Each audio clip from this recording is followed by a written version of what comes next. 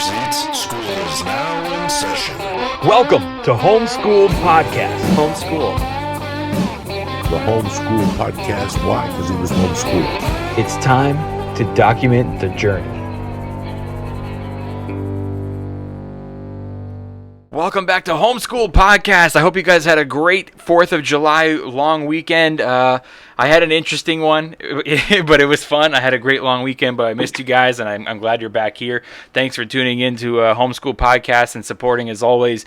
Quick reminder, shows I have coming up. July 14th, I'm in Portland, Oregon, and then the very next day, July 15th, I'm in Seattle. So you guys can get tickets to either or both if you're a diehard fan, right? I mean, it's not a far drive. I'm doing it.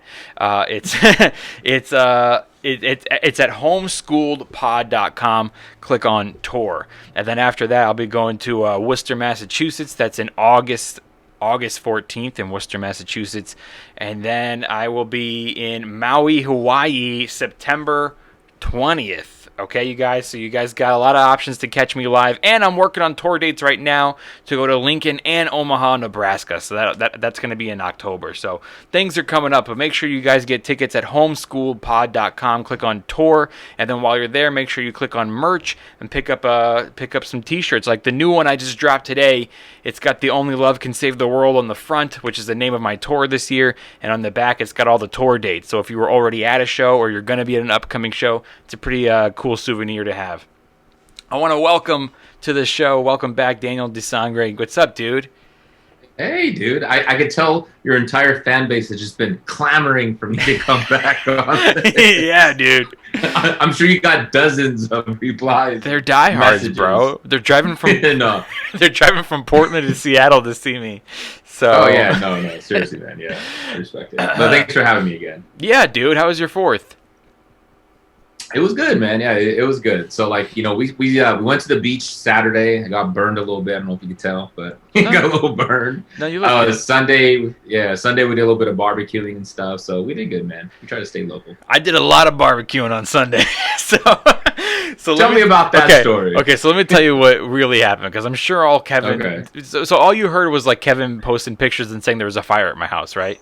Is that pretty much all you've heard? Okay, so that and firefighters. Yeah, so I'm barbecuing in my backyard. You've seen my backyard patio area, right? Yeah. And then you know, so it's got my house, and then there's like a courtyard, and then all the garages where my podcast studio here is. So the podcast studio right here, like right directly right there, is the alley, and then next to me is the dumpster for the entire building. So I'm sitting there, like, I think Jen was upstairs, like, bringing some food to bring down for me to grill, and I'm just sitting there grilling and stuff, and I was with my mom and dad and Kevin, and we're just sitting out back, you know, having some drinks. All of a sudden I hear, like crackling, dude. I almost thought, like, who the hell's... I go, are they doing fireworks right here? And I went out, I walked out to the alley where my dumpster is, and the whole dumpster was on fire, dude. Like, I don't mean, like... a dumpster fire. I mean, like, dude, the flames are as high as the building. Like, the flame is going up the wall of the side of my garage. My podcast studio is about to be burned down. And I'm like, oh, shit, we got a fire back here. And I ran and I grabbed a bunch of fire extinguishers, which I have, like, around the building. So I grabbed one, and I'm like... And nothing's happening, and Kevin's like, you gotta take the pin out, you idiot. So so I give the fire extinguisher to Kevin, and he takes the pin out, and then while he does that, I run to go get more fire extinguishers, and so Kevin's basically maintaining the fire pretty good to where my house didn't burn down. Okay, and then the firefighters came and then completely put it out. They had to, like, check my whole, like, podcast studio here to make sure that, like, it wasn't still in the walls, because the walls were still hot. Dude, Jesus. I don't have any pictures of the actual fire, but it was scary, bro. I was just like, dude, me, my wife, my mom, my dad are about to all be homeless. Like, like in the same day. Because, you know, my parents live in the front building, you know, and it's like, dude, it was pretty scary. But that's the story. I was like telling the firefighters everything because I still had the barbecue going. I'm like, this is the barbecue. Yeah. This is the supplies I'm using for the barbecue. None of it has been back there, and I have not thrown anything in that dumpster from this barbecue. Like, I did not start this fire, right? And everyone's like, yeah, confirmed. Like, because me and Kevin had cigars, which like we don't smoke cigars every day. But I was like, it's 4th of July, I'll get one. Yeah. And we were smoking cigars, and I'm like, okay. I bought 3 cigars. I have receipts. There's 3 cigar butts on the floor right there. I'm like, we did not throw any cigars in there. So my theory is that because like 5 minutes before, I heard this car like an obnoxiously revving the engine. It could have even been a motorcycle, like a Fast and the Furious Tokyo Drift car. You know the sound when you hear it. And so 5 minutes before that, I heard that, like, who the fuck just like went taking off in the alley? So my theory is maybe some kids or somebody was, maybe they threw a firework in there or a cigarette or something. I don't know, dude. Arsonist. Especially around that, dude. They might have been so inspired by the new Fantastic, what was it, Fast and the Furious movie that just came out. So yeah. It's on fire, bro. That's all it was. Yeah. Exactly. That movie was fire, bro. You thinking what I'm thinking? Let's just burn every fucking house down. Yeah. So yeah, that was my 4th of July, which it was good. It was scary, and but everybody was safe. We got the fire out, thank God, and we continued to barbecue, and the food was delicious. Nice. That's what I was gonna say. Did you burn the meat because you were waiting to put out the fire? No, I did burn some peppers, but besides that, everything turned out pretty good. Recreating Backdraft, man. You guys are recreating Backdraft over there.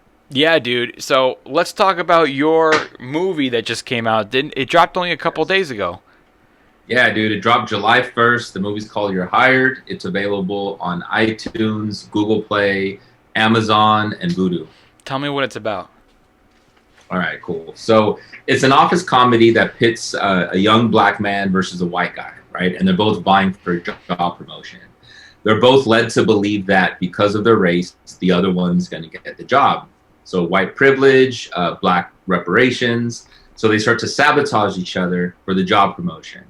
So basically what it is, it's like a social satire. We avoid the political correctness. So instead of trying to be so PC about everything, we're just focusing more on the struggles of race and identity. We're basically poking fun of it. So office comedy, we don't take it too seriously. A lot of witty, but a lot of slapstick comedy in it. So that's a good idea for a story. That's a good premise because it actually allows you to be as PC as you want with both parties without catching any heat for it, because each one thinks it's the other thing. Exactly, man. So we kind of play into that. We have like a nice big cast. So like it's independent, super independent project, but we had a pretty big cast for what we did. And we have Indians, we have Hispanics, we have Asians, like everybody's represented in this. So it kind of plays a little bit like race and identity. Like Indian or like Native American? Indian. Okay. Native American, they're a little harder to get. We've been out of our budget. Yeah, dude. They get free healthcare and shit. They ain't doing your movie. That's what I'm saying, bro. Like, we don't provide free healthcare at independent sets. Yeah. You know what I mean? So, like... I like in a movie about racial privilege, we're making Native Americans seem like the bad guy. Okay. So you've seen it.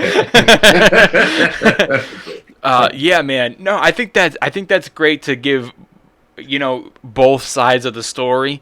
And I don't want to sound like a broken record because I do kind of talk about this on my podcast a lot because I'm a big fan of movies and television, and I don't like how they try to what's the word, not filter, but they try to pretend like those things don't exist, and I don't think that necessarily helps the cause.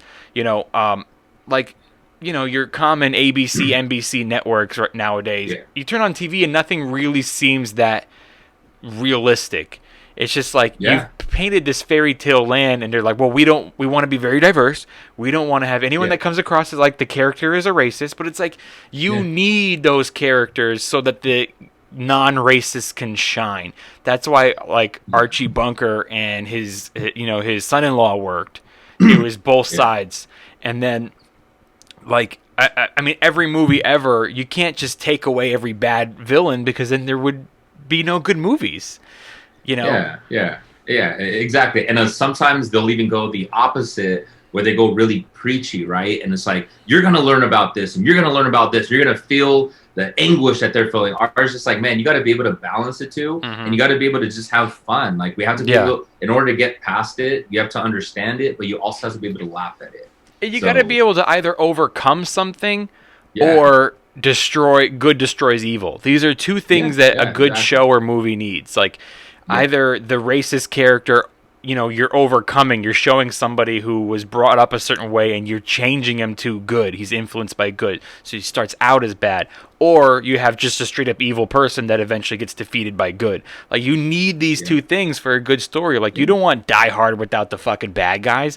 It's just a Christmas office party. That's all it ends up being. Exactly. It ends in 10 minutes and I want my money back. Like, yeah, dude. You need that, so what gave you guys this idea? I mean, obviously everything that's going on in the world, now that I know what it's about, I could see where you got the idea, but... Yeah, absolutely. So me and my partner that I did this with, Ricky Teams, you know, he's black, I'm Latino, so we kind of told the viewpoint of people of minority, right? So we want to talk about the story. So even with this one, even though you have the two characters that are vying for this position, they start trying to screw each other over, right? So that's where you kind of get the comedic element. They're trying to screw each other out of the promotion. So, you know, we wanted to have fun with it. I mean, with everything being so serious about the subject, as it should be, right? But we have to get to a point where we can laugh again. And it seems like the last year and a half, everything has been so serious, man. Like depressing, right? Like it's just, especially with COVID, especially with all of us locked in our houses, we're not getting that social interaction. So a lot of people have just like, it's been so front and center with everything. You know, it's like sometimes we got to get a little bit of a comedy without just completely ignoring it altogether. Like you said, like, oh, it doesn't exist. You know, these are just minorities here on ABC with Blackish, and we're just not going to address it. Like, kind of have to address it a little bit because like that's the state we're living in right now. But you have to be able to laugh about it so that we can kind of move on. Absolutely, dude. I mean, you know, I'm a stand-up comic, and during the pandemic, like most people, most artists, you know, you were told that you were non-essential, and you know, it was just a fact. You're just non-essential, which is just meaning that you're not important enough for us to risk. You know, there's certain occupations that it's important enough that we're willing to risk everything, and then there's some occupations that we're not. But like you said, dude, we were all at a dark time. Everyone, not just artists, but like especially artists, but everyone was at a dark time, and it's when the world needed us the most. For you to make a film, you know, for you to go out and see a live concert, whether it be stand-up or music or you know, this is stuff that gives people morale. This is stuff that, you know, I mean, I know a lot of comics that committed suicide during the pandemic. Like a lot, dude. I mean, comics are already a push away. You know what I mean? A lot of the guys I know. And then this, you killed them. And I fought with the city, dude. Like, I don't know if I ever told you this, but like the entire pandemic, I was going back and forth with the board of directors of Los Angeles at the point where they allowed us to have outdoor restaurants, but they would not allow us to have stand-up comedy shows outdoors. So it just didn't really make sense why you can have a group of people gathering to eat, but they can't watch someone while they're eating.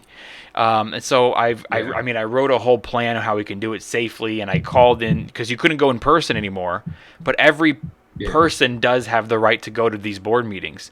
Every Tuesday I was calling in, and you know, sometimes they wouldn't even let me talk. And when they did let me talk, they would, you know, they kind of shut it down really quick, and they wouldn't read my thing. And I have emails back and forth with the head of the supervisor of Los Angeles County, the head of the board. I have emails back and forth with her, and she's straight up saying like, this is not important. Like it's considered non-essential. She even drops Newsom's name. He's not allowing us to do live entertainment outside right now. We just feel that comedy shows and music shows, it causes people to linger. You know, and I have emails of me telling her, you know, I know a lot of people that are battling depression, and those numbers are higher than COVID numbers. And, you know, it literally is not doing anything by just keeping one person from standing 6 feet or 8 feet away from a group of people who are already sitting there eating. I mean, I've talked about this like 100 times on this podcast, but it's like ticketed shows are a way for us to keep track of how many people are in one place at one time because it's a ticketed event. And you know, if you don't have a ticket, are you going to go down to the concert and stand outside? You're not. If you go online and you want to go to a concert and it says sold out, are you going to go outside? I mean, some people go and try to buy tickets on the street, but it's pretty rare. When you go out to a restaurant and if they don't have room for you, you're going to stand there in a group of people for 30 minutes and wait for someone to leave, and then you're going to take the table. So you've got several people eating at the same table in one day, as opposed to a ticketed event where, you know, we're only allowed to have 50 people. We've only sold 50 tickets. And then as soon as the show's over, they leave. And, you know, I've argued with this, and I've had her straight up say, well, Governor Newsom doesn't feel at this time. And that's their response to depression, you know. Sorry, you know, off on a little tangent there, but you. No, it's totally fine, man, because especially during that time, like, I felt like comedy was really needed. You know what I mean? Like, really, it was, like, exactly the reason that you said. And if these are comedians, think about the other just non-comedians. Like, I don't even know what the stats are, but, like, I'm sure there was a lot of suicide that happened, or a lot of people that kind of just swirled into depression because we don't know how people are living their lives. We don't know who's living alone. Like, the whole lack of social interaction, you know, where a lot of people value themselves based on, you know, the friends and how they, you know, the hangups and all that stuff they do. It, like, this thing lasted like almost a year and a half, man. Like, it really messes with your psyche. So, like, I don't care the who fact you that are. they did that was shitty. Yeah. It really was, and it just wasn't a good plan. Like, I was all for being safe. It's just you guys were just kind of making it up as you went along, and certain things didn't make sense. So then we had to call bullshit on everything you said, you know. But not just for comedians, but for filmmakers. Like, you know, you couldn't go on a set anymore. Like, all production had to get stopped. And, you know, if you were a writer, if you make your living as a writer, all of a sudden your pocket just got a lot lighter as well. Like, anything in the entertainment industry was the top of the non-essential list. And that's you and me, bro. And sure, like, they can't stop you from writing. If you got a great idea for a script, like you did, you went and you wrote it. You and your partner went and you wrote it. I don't know if you did that during the pandemic or not. But the point is like, they couldn't keep you from creating. Like, I still wrote jokes. It's hard to not go and practice them because you don't know it's dog shit unless you try them on a real crowd. Yeah, exactly. But, I mean, if you're a musician, you were probably able to play indoors with your band members and write music together still. But I've talked to a lot of musicians, and I know that they were still battling depression, even though they were still able to create. It's like you said, dude, I don't care who you are, man, your psyche, it's you can't be in that long, and you can't. And you know what, one of the most important thing of being an artist is, yes, it's expressing your art, but it's expressing it to someone. And you can only write so many jokes, or write so many scripts, and write so many songs, and after a year of that and no one's heard them yet, you kind of go like, well, what the hell am I doing this for? You know? It feels as if you're just writing like Dear Diary. Like, at that point, you're the only one reading it. And, you know, like for people like us, right? Like, we are creators. We're creating content, you know, to be out there for the masses. And if I can't get audience reactions, if I don't know how they're responding to that, whether it's positively or even negatively, like, I accept criticism, you know, that's how I'm going to get better. But if I can't assess myself, I feel like I'm just stuck on an island. And I'm sure that's how a lot of other people felt too. Like, people that don't necessarily do creatively, they feel like they're stuck on an island. And for people like us that are creatives, we're kind of emotional wrecks, right? Like, our emotions are all over the place because you're crazy enough to put yourself in somebody else's shoes to be able to write in somebody else's mind. Like, you have to be a little nuts, right? Like, so we're already crazy to begin with, man. And if we can't, you know, if we can't have that interaction, it throws me off, man. Like, I can't do what I normally do.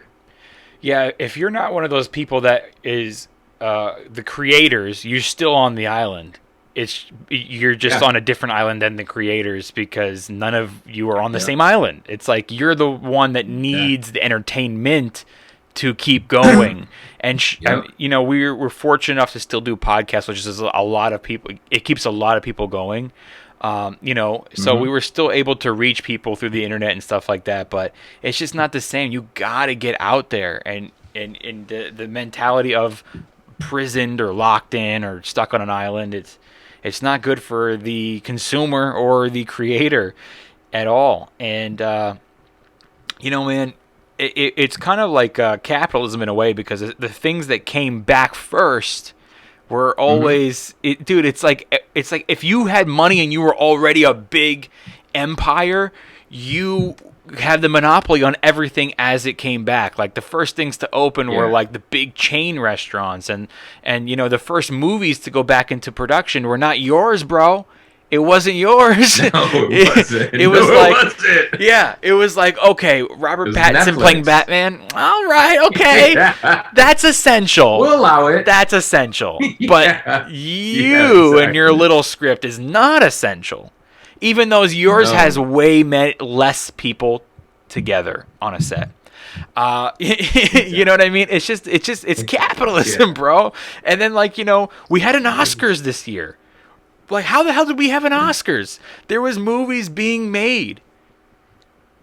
And it was so weird, man. Like, even the Oscars, I don't know if you watched it, but, like, it was such a weird... It was a weird Oscars, It was so weird, dude. It felt like an island. Like, there was, like, barely anybody there. There was only, like the same 10 movies that even came out that year. I know. But the same ones just being nominated, dude. Like, this was, like, the worst amount of just... Yeah. There was nothing, man. Like, there was nothing to pull from. It was just, I don't know why they even had it, man. There was a couple of good movies, to be honest with you. I really liked the Sound of Metal. I thought Sound of Metal was really good. Yeah. And that one, I forget the name, but the one where the girl kind of goes crazy and she goes to, like, kill those guys that like, raped her friend. Do you know what I'm talking about? Oh, yeah, yep. And they also had Judas and the Black Messiah. That was a good one, too. Oh, I didn't see that one. Yeah. I recently saw Father... Good, which I don't really agree that he should have won Best Actor. I mean, he's Anthony Hopkins. He is an amazing actor, obviously. But for that performance, I was like, I could have seen it go to other people. But anyway, yeah, dude. It's they were making movies, and the first movies to come back were those ones where they had millions of dollars invested in it, and that means that it was essential, apparently. But exactly, which is sort of a shame to us, right? Because like we're like those starving artists, we're like those independent people that usually that's where the better, more creative content comes from, right? Totally. Because we're not in a box, but yet they want to give us more of the safe stuff that we're just gonna eat up, and it's consumer consumption and all that. Yeah, man. That's true. I mean, I'm happy for because there's so many employees on a major movie set. Like there's little guys like us. Like there's guys that key grips. They hold the they put up the lights. They build the sets. They there's guys that are writers that they're still able. I'm glad that they were able to go back right away. I'm not saying I'm unhappy that it was, but it's funny that like the things that became important first. Did you write this during the pandemic or before? So this one we actually wrote a little bit of both. Okay, so we actually wrote it before. We actually started Principal. So we actually started doing like our production before it, and then we kind of had to halt it during the pandemic. So during that time, since everything was shut down, we had a little bit of time to kind of assess. We put together like our assembly cut, which is where you for the people that don't do film, what that is you kind of put together everything you shot. You kind of assemble a quick movie. You're not focusing too much on like the tight editing. You're sort of just kind of putting the movie together, saying, okay, are we missing anything? Is the main storyline, like, is it reading? Do we need to do anything about that? So that gave us time to do that. And then we realized we needed to do reshoots. So we had to write reshoot scenes, and then we had to film reshoot scenes all during the pandemic. And then we ended up filming it and doing all the posts and everything else out, like during all this. So it was pretty much like written and filmed before pandemic, but then you realized you had to go back for reshoots, and then the pandemic hit? Correct. Yeah, it was pretty much that. Yeah. So there was a couple of other things that we needed to shoot during the pandemic, but yeah. So we had to do COVID filming, which is very different. So there was like a lot of safety protocols and stuff we had to do, even on an independent level, just because the restrictions that we have, statewide, and for California, they're pretty strict on that. So did you have to have a designated guy to constantly take temperatures as people came in and off set? yeah, we had to do that, and then Which is another usually, person like, you need to pay, by the way. Exactly. Everybody gets paid, right? So Yeah. so even with that, like on production, even just to get the cast food, you can't just like order pizza and like everybody take a slice. Like everybody needs their own individual meals. So if you decided to order pizza, you have to order a pizza for everybody. And Like you know, individual personal pizzas. yeah, dude, it was crazy. And out here in LA, as you know, there's a lot of vegans out here. So you have to really like the food budget was so expensive during COVID times than it was pre-COVID. It was nuts. But hey, we got to do what we got to do. At the beginning of the pandemic, I filmed this thing. It was for stand-up for an app. Called Laugh Lounge, where you can watch like live comedy on the app. And so they had me film it like in a studio, and they had to have a guy there. His job was to sanitize a microphone, take a brand new microphone, and put it in a Ziploc bag with my name taped to it, and was like standing there before you walk on, and was like, "This is yours." And then the other guy who comes off, he has to take his microphone with him. He has to sanitize that one. Like on the set that day for filming that was that guy's job. It's just making sure that nobody's using someone else's microphone. It was a lot. No, it's weird. So yeah, so even doing rehearsals, you have to have the actors step 6 feet away just during rehearsals. Like they're doing they don't even have the right chemistry, man. Like it was so hard. You have to bring one actor in, you do the positioning. Like, Here's your marks. Now here's your mark. Now go practice like 10 feet away and yell at each other so we can get this right. Like it was crazy, man. Just cheating angles and stuff. You know what? Dude, well, eventually, we were able to bring them in and do what we needed to, but like there was like a 15-minute rule, right? Like they can only be together for so long, so you have to hurry up and film it. Gosh. Have your take, separate, and it was nuts. Damn, dude. Yeah, that's crazy. I was gonna ask you something else before we go. So this, I mean, I'm sure you would have liked to, or maybe you did. Did it screen anywhere? Like, are you gonna try to enter it into festivals? No, so for this one, we actually just dropped it. So, when we actually filmed it, we had some offers from some distributors, right? So, but based off of what we're trying to do, from our business standpoint, we decided to drop it ourselves. We partnered up with some marketing companies. They're going to be doing the whole, a marketing campaign and stuff for us. So we're excited about that. But because of COVID and all that stuff, we couldn't have a screening, man. We ended up doing like a soft screening when we did it online, but so we're able to do like a Zoom call and stuff with everybody, but that's not the same. So much better. So everyone's like watching a movie while they're on Zoom. Man. Yeah, exactly. So the whole time they could just be in shorts, their toes are just flicking, sitting there watching. Like, I don't know, man. Yeah, you can't really get in the zone and pay attention to a movie, with your snacks and your drink while you're on Zoom. Yeah. Exactly, man. So, whatever. We couldn't really have an after party or anything like that. So, we are planning to do it soon. We just haven't been able to do it yet. So. Yeah, because I have a friend of mine that filmed her movie before the pandemic and, entered it into a bunch of festivals, and it won almost every festival. Nice. Nice. It's in the horror category. She won L.A. and Austin, Texas, like almost every single one, and was not able to go to one single screening of it, which everything was online. Imagine that, dude. You worked so hard on this movie, it came out so good, and you're winning festivals, and you don't even get to watch it. And you don't even get to be given your award. You get an email and it's just your Spectrum bill's due. Your, you know what I mean. And then you know what I mean. A Groupon promotional thing, and then I won a festival. Congratulations. Okay, and please print out on your own printer. And some of them, some of them were like, "We'll mail you your trophy, but we gotta charge you for the shipping." Dude, so that's a bummer. You made this is your first feature film, like a full-length feature film. Yeah. So actually, right before this, I did a short film. It was pre-COVID, so we were able to do festivals. That I remember you did the festival award ceremonies. Yeah, exactly. So that one, we actually won a lot of awards for. It was nice. So with this one, we want to do something a little different. So, with festivals, I mean, by all means, for young independent filmmakers, I highly recommend it.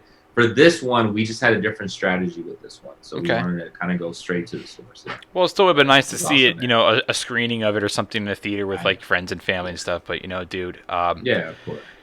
Movie theaters are open now, and I mean, you're only going to keep making, bigger and better things. And what do you got? You got anything else in the work, bro? What's in the back of your brain right now, dude? Oh man, dude, I have like a ton of projects and stuff I want to work on. So the next one up is a horror movie. So I have a good horror movie. I have a couple of graphic novels actually I want to start tackling into. So yeah, it's a lot, man. Like I want to do that. I have another comedy script I'm working on. So like I'm in the lab, man. I have a lot of stuff I'm working on. So I'm excited. Nice, dude. Well, yeah, I'm excited for you, dude, and hopefully the next one we'll be able to all watch it in a theater somewhere. Exactly, man. Dude, I'll cast you in the next one, man. Please do. I need more acting experience. And I know what you mean. I have so much stuff in my brain that I need to write, and I just don't have time because I'm always working on so many projects. It's like, dude, I have this podcast has 2 episodes a week. I'm constantly on the road lately, which is great. I'm so thankful for that. I'm getting way more stand-up gigs, but I created that other podcast called The Sitcomics for the table read for the sitcoms, but I haven't had a chance to. Yep. I wanted that to be out by the end of summer, so we'll see. I'm still trying to edit them, but at the same time, now I'm filming this documentary. I have 2 ideas for scripts that I've been wanting to start already, but it's like, I feel you, dude. Yeah, it's hard, man, especially when it comes to like screenwriting of movies. Like, it's not something that you can do for like a day or two. Get back, come back in, like a week or 2 later. It's something you really have to kind of binge do it. Otherwise, your train of thought is different, and the script always comes out reading like that. At least in my experience, I'm not good enough to be able to step away for a couple of weeks, come back, and it sounds exactly the same. Because now the character thinks differently. The character talks differently. Yeah. It's just, man. And then your brain is constantly going creative mode, and then you might even be excited about something else while you're still working on that. And then the other character might sneak its personality. Dude, I don't know about you, but like, this is something, like, I either have 2 things. Non-stop ideas that come all at once, or writer's block. Nothing in between. Yeah, dude. And that's one thing, too, that we didn't talk about with the pandemic is I get so much material out in the real world, right? Like you can be at a restaurant, you can hear something, and a lot of times either I hear somebody say something or I misheard it, and I thought somebody said something, and now my brain's racing with it. But during the pandemic, man, I have no exposure to any of that stuff. So, like, it's just drying up the new material. It's like, man, that's a big rule in stand-up comedy. They say that, in order to entertain, you must first be entertained, which basically means reserve a couple of days to go out and enjoy, because you'll come up with ideas for being outside or watching movies or reading books, or you get inspired. Dude, but like, I was still trying to write material during the pandemic, but it was all like, so I ordered food jokes. The delivery guy. Man, I got 15 pages of this? Yeah. I do have like a solid 15-minute COVID stuff, but... Because it's like, okay, everybody's going through COVID. The last thing, everybody wants to escape this, so let me go ahead and make jokes about COVID and bring you right back into it. All right, everybody, make sure you check out Dan's movie, which is called You're Hired, correct? I nailed it. Okay, it's called You're Hired. You can get it on. You can tell them where you can get it. It's on iTunes, Google Play. It's on Amazon, and it's on Vudu. You can rent it, or you can buy it. Oh, best part, exactly. It's only $4.99, cheaper than a cup of coffee. So we kept it cheaper on purpose. To buy it or to rent it? To buy it. To rent it, it's like $3.99, I think. But $4.99 gets you the 4K copy.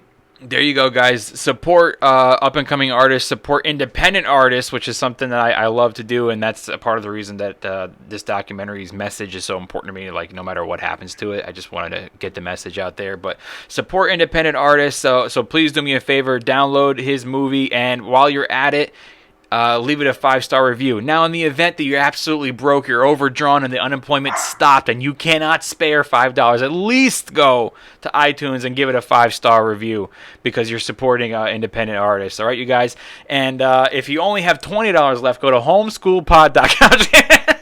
And Yeah. I'll see you guys soon, Portland, Oregon, and Seattle. It's July 14th and 15th. Hurry up and get tickets. It's limited seating, so go to homeschooledpod.com and click on tour. I want to give a big thank you to Daniel De Sangre for calling in today, and big thank you to all of our listeners who continue to come back here and support the Homeschool Podcast as we document the journey. Don't forget that only love can save the world. I'm Augustino Zoida. We'll see you next time.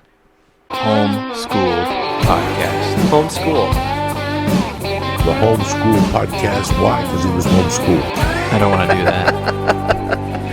No, okay. I don't want to do that at all.